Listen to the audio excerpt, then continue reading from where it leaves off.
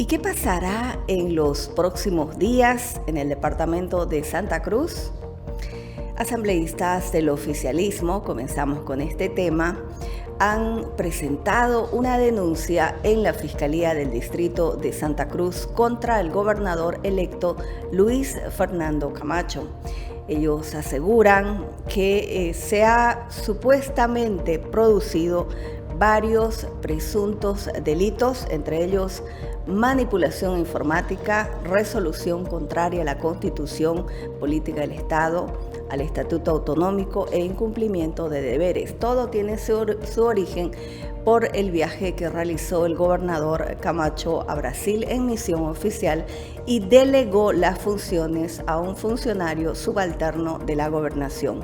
Pero el Estatuto Autonómico es claro en torno a quién debe asumir esas funciones. El vicegobernador Aguilera fue prácticamente anulado en esta decisión que tendría que asumir automáticamente porque dice la norma y los estatutos autonómicos. Sin embargo, hay una explicación en la gobernación, pero los detalles de qué va a suceder, si se cometió estos presuntos delitos o no, se va a resolver una vez en la Fiscalía comiencen a investigar este caso. Es un poco complejo el escenario para el gobernador de Santa Cruz. Para hablar de este tema, a esta hora de la mañana nos acompaña Vladimir Peña, el doctor Vladimir Peña, exsecretario de Gobierno de la Gobernación de Santa Cruz, quien ahora ejerce funciones de manera independiente como jurista. Bienvenido, doctor. Muy buenos días, Judith. Un placer nuevamente estar en su programa. Doctor, ¿qué pasa en este caso? Si la denuncia ya fue presentada en la Fiscalía, ¿qué dicen los estatutos de manera clara? ¿Cómo fueron redactados? Yo creo que hay que primero dividir el tema de la denuncia presentada por los señores del Movimiento al Socialismo y el hecho tal de esta norma y el enredo que ha generado la explicación. Yo creo que es más preocupante que el mismo texto de la norma, el manejo de la gobernación, cuando publican un decreto firmado, un decreto aprobado por el gabinete, y después, como si fuera un cuaderno, arrancan la hoja y dicen, no, ese decreto nunca existió, fue falso. Están en las mismas que el Movimiento al Socialismo, lo mismo que hace el señor Morales, pero yo creo que más allá de este episodio, Judith, nos debe hacer ver cuál es el trasfondo, qué hay detrás de todo esto y por qué se da. El señor Camacho tenía que viajar el fin de semana, el viernes se reúne el gabinete, aprueban este decreto que más allá de contrariar al estatuto del Departamento Autonómico, lo que busca es dejar sin facultades, limitar al vicegobernador de Santa Cruz. ¿Por qué? Porque el estatuto dice que él debería asumir ante la ausencia del gobernador. Sea esta ausencia temporal o definitiva, el Estatuto Autonómico de Santa Cruz constitucionalizado es clarísimo. Dice que asume el vicegobernador.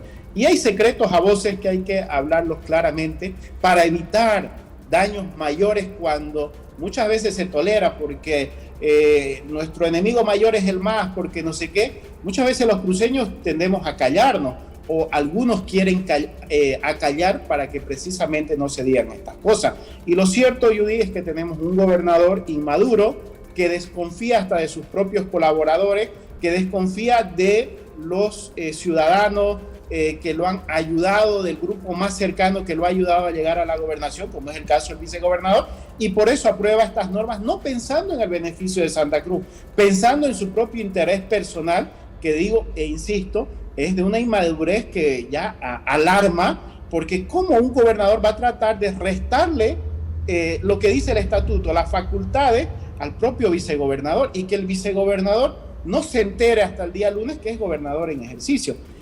Dos cosas claras dice el estatuto. Ante cualquier ausencia del gobernador, asume el vicegobernador. Y segundo, no hay un procedimiento que seguir, es ipso facto. El gobernador del departamento se ausenta y asume el vicegobernador. Esa es la garantía de nuestra autonomía, de tener una autoridad que reemplace al gobernador en cualquier eventualidad. Cosa que el señor Camacho quiso torcer precisamente porque desconfía personalmente del vicegobernador. Fíjese que el vicegobernador, la figura también es tan clara en esto y me imagino que todos tienen bien específico esta situación, en el hecho que él ha sido elegido, el vicegobernador, en las urnas. Y el secretario de gestión, a quien le ha delegado las funciones el gobernador Camacho, es un secretario subalterno que me imagino con el tiempo que ya llevan en la gobernación todos, imaginamos, ya deben conocer a detalle qué dice el estatuto, de manera que no tendrían que haber estos hechos de interpretaciones, porque no hay forma para interpretar algo que ya está determinado. Es el decreto 373, ¿no? O sea, lo grave en todo esto, y que hemos escuchado a diferentes juristas también, es que fue publicado en la Gaceta Oficial el decreto, y cuando se dieron cuenta de que la figura podría desencadenar en una investigación jurídica en la instancia del Ministerio Público, es retirado el decreto. Entonces, ese elemento ya es bien complejo, le espera unos días, no sé, en torno a esta investigación que podría surgir luego que ya la Fiscalía ha recibido la denuncia. Pero aquí usted mencionaba varios hechos en torno al gobernador. Usted habla de una inmadurez en la manera como se está administrando la cosa pública. Eso sí complicado, porque es la primera autoridad de un departamento. Sí, y hay un dicho popular para de alguna manera resumir todo esto: han sido pillados con las manos en la masa. Eso es lo que ha sucedido y por eso han actuado de esta manera, ¿no? Yo no sé cuál es más peligroso, el hecho de que hayan sacado una norma arbitraria o que la hayan retirado de la forma que la han retirado, con las explicaciones infantiles que han dado, y que rápidamente en el siglo XXI, con una captura de pantalla, con un seguimiento a la huella en internet, se puede descubrir el tamaño de mentira que quisieron hacer para que los cruceños creamos que un decreto que había sido aprobado, firmado por el propio gobernador y su secretario, era un documento falso, que alguien quería hacerle daño al gobernador. Entonces, la mentira se ha caído, han quedado desnudos y ahora no encuentran explicación, porque el propio y esto es importante, Judith, el propio vicegobernador, que es miembro del gabinete departamental, dijo dos cosas. La primera, que ese decreto fue aprobado el viernes y firmado por los secretarios, y la segunda, que el decreto fue publicado en la Gaceta. Muchos ciudadanos los vimos, otros hicieron screen de ese decreto publicado en la Gaceta. No se puede actuar así, ni siquiera las empresas privadas se manejan de esta manera. Peor, uno con la cosa pública, como usted lo dice, debe ser más respetuoso de esta situación. Ahora bien, ¿qué es lo que hay que hacer de aquí para adelante? Este es un hecho, insisto, alarmante, no solamente por el episodio, por qué se trata, sino lo que puede develar que hay en la gobernación. Una gobernación caótica, una gobernación sin liderazgo, un gobernador incompetente que ni siquiera es capaz de liderar al grupo político que lo llevó a la gobernación, y una gestión abandonada. Estamos hablando de estos episodios anecdóticos, preocupantes para otras personas, pero si uno se va a la gestión pública, esta está totalmente abandonada. Y tenemos, creo, necesariamente, Judith, para entender todo este entramado, retrotraernos a aquel episodio de septiembre, del aniversario de Santa Cruz, cuando el vicegobernador va a la feria de exposición, saluda al presidente después de un discurso que había hecho agresivo contra Santa Cruz, y el gobernador Camacho lo desconoce como tal, públicamente. Entonces, yo creo que Santa Cruz no se merece esto. El ultraje a las instituciones autonómicas que se está haciendo a plena luz del día, con un vicegobernador que ni siquiera es capaz de asumir sus propias competencias. Entonces, ¿qué es lo que debería haberse hecho el día de ayer? Si el vicegobernador sabía que el decreto se firmó el día viernes, que se publicó en la Gaceta, más allá que haya ido contra sus propios intereses y todo, él es el gobernador en ejercicio, Judith, ahora. Entonces, él debió mínimamente destituir a algunas personas que estaban encargadas de aquello. Segundo, ordenar una explicación clara y contundente a la población. No puede ser que el gobernador en ejercicio diga una cosa y el secretario jurídico que depende de él diga lo contrario. Entonces, ya hemos llegado a unos niveles de que si uno no llora tiene que reír por lo que están haciendo. Doctor, ¿por qué cree esta cierta tibieza en el subgobernador en torno, no tendrá clara la figura de cómo es, cómo fue redactado, qué dice el contenido en sí de los estatutos que no dejan a interpretación y la norma es bastante clara? ¿Qué podrá estar pasando con el vicegobernador? Porque también dependía mucho de él subsanar toda esta situación, en el entendido de que la figura es clara y él hacer las determinaciones que correspondan. Ahora, algunos dirían, ¿cuál es el interés de abogados en Santa Cruz, independientes, o que formaron parte también de la gobernación o de otras instituciones públicas, el tener que visibilizar con tanto detalle lo que ocurre? ¿Será que en Santa Cruz se está naturalizando que la gente hable en voz baja sobre irregularidades presuntas que ocurren en la gobernación? Sobre lo primero, yo creo que ni siquiera esa explicación de que cuál es el procedimiento, ¿no? El sentido común, señor gobernador en ejercicio. Cuando el presidente viaja, asume el vicepresidente ipso facto. Pero no lleguemos a eso. Los señores que están escuchando, las señoras que están escuchando en los clubes de madre, en la dirigencia del barrio, saben que cuando el presidente de la Junta Vecinal no está, asume pues el vicepresidente. No lleguemos a tanto, digamos, ¿no? Es una tomadura de pelo a la gente llegar con estas explicaciones tan niñatas de decir, no sé cuál es el procedimiento. Oiga, el vice, ya sea vicepresidente de un barrio, vicepresidente del país, el vice de la gobernación, en todo el mundo, su principal tarea es asumir las funciones cuando no está la autoridad que está por encima de él, que es el titular, ya sea el presidente, el gobernador. Entonces, ¿por qué será esto? Que es una pregunta. Usted decía, él tiene legitimidad popular. Sí, tiene legitimidad popular por la formalidad del voto. Ha sido electo en una fórmula conjunta con el señor Camacho. Les guste a uno, no les guste a otro, esa es la democracia y hay que respetarla. Él viene de la legitimidad popular y solo una acción similar lo puede dejar sin su cargo. Es decir, Camacho, por más enfadado que esté, por más desconfianza que sienta, no puede votarlo como a los secretarios y a todos los funcionarios.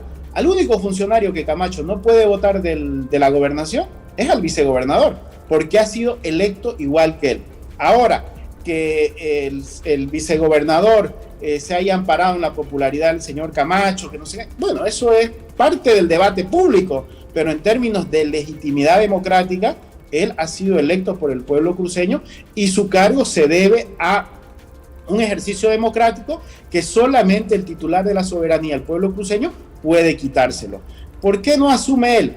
Yo creo que por una parte, por su propia performance, que claramente uno lo mira 5 minutos y dice, esta persona, este dirigente, el vicegobernador, no tiene liderazgo político. Pero yo insisto en ir al fondo. Judith, he hablado un par de veces con usted, he criticado al señor Camacho y creo que lo que decía desde hace ya 6 meses atrás, hoy se está comprobando. Tenemos un gobernador que es incapaz de dirigir, incapaz de conducir, incapaz de gestionar. Y este es el tema de fondo.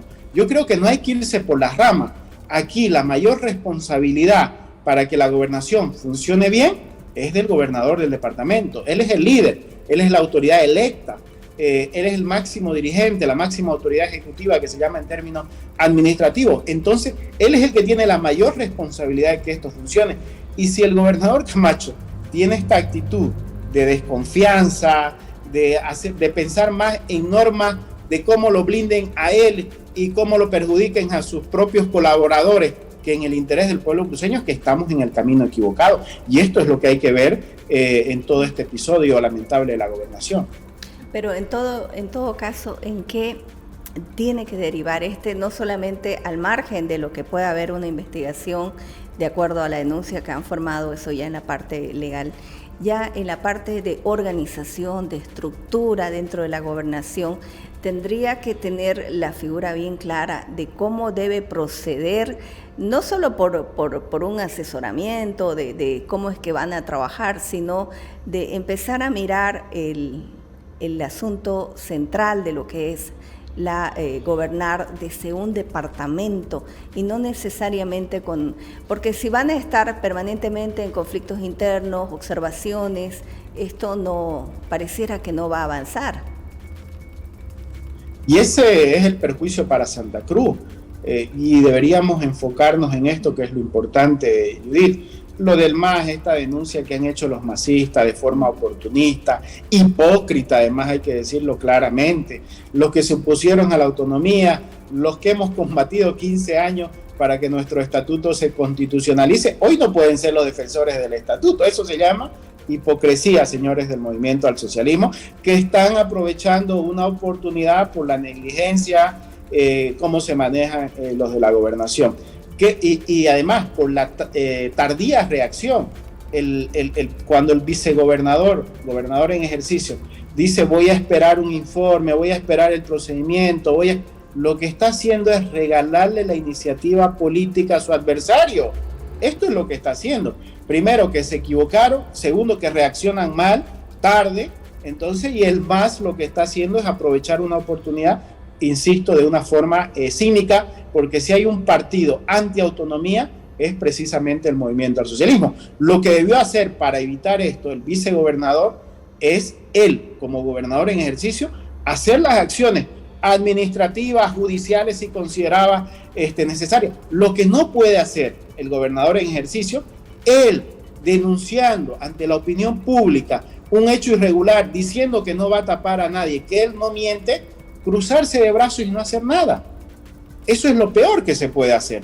Entonces, la negligencia en la que han actuado a esta crisis política le está dando una oportunidad enorme al movimiento al socialismo, que descaradamente hace esta denuncia. ¿Qué es lo que hay que hacer para adelante, Judith? Yo insisto sobre la responsabilidad del señor Camacho. Creo que Santa Cruz se merece, primero, mínimamente una explicación del señor Camacho. Está de viaje. Yo creo que un gobernador, cuando sale en un viaje oficial como el que ha salido el señor Camacho, que seguramente tendrá la justificación necesaria para asistir a los eventos que está, es explicar. Y cuando vuelva tendrá que dar cuenta de cuán beneficioso ha sido ese viaje para los cruceños. Pero además de eso tendrá que explicar este episodio y tendrá que clarificarse. Lo peor con esos que quieren acallar las voces, con esos que solamente ven el fanatismo, yo les digo, lo peor es tratar de ocultar bajo la alfombra los problemas. No, dicen no hay que enfrentarse entre cruceños porque le hacemos el favor al MAS. No, más bien, callándonos le hacemos el favor al MAS. Esa es la peor forma de querer Santa Cruz, de querer ocultar los problemas. En esto de la democracia, para empezar, de nuestras instituciones, tienen que ser transparentes. No puede ser que le exijamos al gobierno lo que no estamos dispuestos a exigirle a quienes están administrando nuestra autonomía. Entonces hay que tener coherencia, hay que responder a los principios. Y aquí, lo primero, hay que exigirle cuentas al gobernador Camacho. Se fracciona el tejido social también en lo que sucede en Santa Cruz en torno a este tema, y el camino divergente por demás se ve bastante claro. Pero no todo es malo. No todo tiende a ser cuestionado, investigado. También tenemos buenas noticias. En pocos días o en las próximas horas, usted nos dirá, el hospital de Montero comenzará prácticamente a funcionar. Usted acudió a los estrados judiciales y ya existe un fallo. ¿Qué va a pasar en adelante? Sí, es la primera vez que hablamos del fallo, lo vamos a dar a conocer más adelante a los medios de comunicación, pero aprovechamos, gracias por la pregunta, para lanzar esta noticia importante para el norte integrado, para Montero, para los cruceños, ¿no? 7 meses y medio, Judith, el hospital mejor equipado actualmente de nuestro departamento está cerrado. Pasó la cuarta ola. 6 promesas incumplidas entre el Ministerio de Salud y la Gobernación de Santa Cruz para reabrir el hospital. La última promesa que habían hecho para reabrir el hospital se venció hace 2 días, el 15 de marzo. No se puede tratar así a la gente. Por eso nosotros, hace un par de meses, con dirigentes sociales del norte, acudimos a la justicia constitucional, porque había una sentencia constitucional, la 008-2021, recordarán ustedes, en el gobierno de transición se presentó una acción popular contra el gobierno para abrir el hospital, porque en ese momento estaba todavía en construcción y el Tribunal Constitucional dijo claramente que pese a que la obra no había sido terminada, en una crisis sanitaria como la que estábamos viviendo, no podíamos poner de obstáculos cuestiones burocráticas para no abrir el hospital y atender a los pacientes críticos. Esto se olvidaron el Ministerio de Salud, la Gobernación de Santa Cruz. 31 de agosto del 2021 cerraron con llave, no abrieron más el hospital, prometieron reabrir. Fuimos a la Justicia Constitucional y le dijimos, oiga, el Ministerio de Salud, la Gobernación de Santa Cruz están violando los derechos humanos de los cruceños, el derecho a tener una salud. Y el día de ayer nos acaban de notificar, Judith, y esta es la buena noticia, con el fallo de la Sala Constitucional Tercera, que dice, por una parte, que efectivamente cerrar el hospital de Montero significó una violación a los derechos colectivos del pueblo cruceño. Segundo, declara aprobada nuestra denuncia de incumplimiento de la sentencia constitucional 08-2021. Tercero, conmina a las autoridades a reabrir inmediatamente el hospital de Montero, cosa que si no hacen en los próximos días, esto ya también tiene responsabilidad penal. Esperemos que ahora sí, con una conminatoria constitucional, cumplan y se reabra en los próximos días el hospital de Montero. Creo que es una buena noticia y son las vías que hay que acudir para que las autoridades negligentes cumplan con su labor y dejen de estar lesionándole los derechos al pueblo cruceño. Complicado, ¿no? Tener que acudir a los estrados judiciales para que funcione algo que es de interés colectivo, necesario en un momento de emergencia como es la pandemia.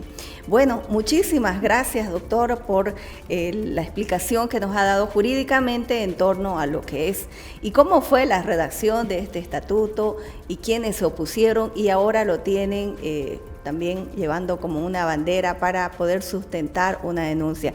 Qué paradójico, ¿no? Cómo se presenta el escenario político en Bolivia y en Santa Cruz. Y nos quedamos con esta excelente noticia que abran las puertas, que comience a dar funcionalidad ese hospital tan necesario por la cantidad de personas y quienes necesitan en estos momentos. Gracias, doctor, sus palabras finales. Muchísimas gracias a usted, Judith. Esta es la causa que estamos defendiendo con el exdiputado Tomás Monasterio, ya en el ejercicio de la profesión. Es nuestra primer causa ganada contra el gobierno y la gobernación. También es una satisfacción personal en ese momento, pero lo importante es que la gente pueda gozar, pueda disfrutar de la infraestructura, de los servicios públicos, que es al final para lo que están las instituciones públicas, para satisfacer las necesidades y en este caso una urgencia sanitaria. Así que hoy, en minutos más, vamos a dar a conocer este fallo que inicialmente lo conversamos con usted. Así que un gusto, Judith, a su servicio cuando nos requiera. Muchísimas gracias, doctor. Buena noticia. Hacemos una pausa en cobertura.